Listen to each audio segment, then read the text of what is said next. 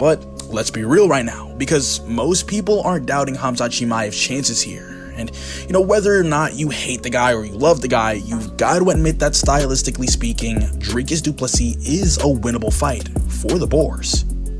And, while yes, Dricus is tough, he's awkward and relentless, but Khamzat Chimaev has way better wrestling, incredibly elite top control, and the kind of intensity that thrives in championship level moments. And if he gets that belt, then we're officially in new territory, because at that point in time, everything opens up.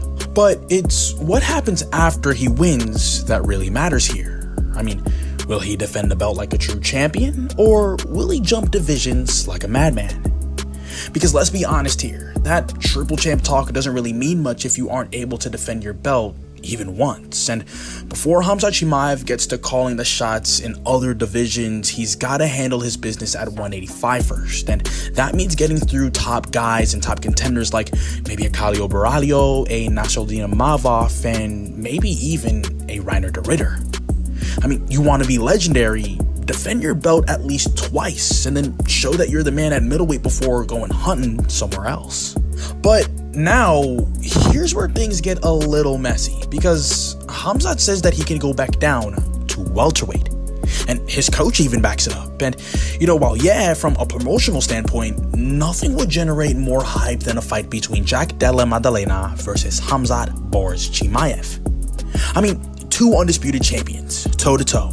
Australia versus the UAE. One of the UFC's best boxers versus the UFC's best wrestler.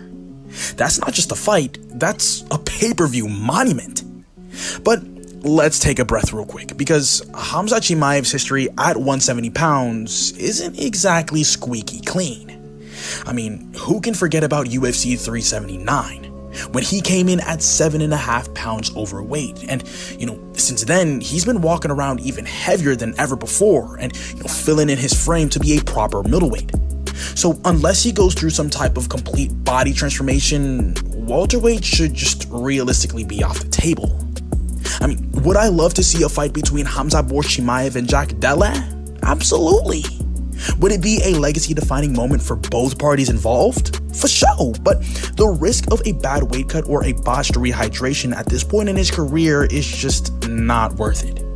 I mean, we've seen too many greats fumble their momentum chasing lower weight glory, and Khamzat just doesn't need that right now.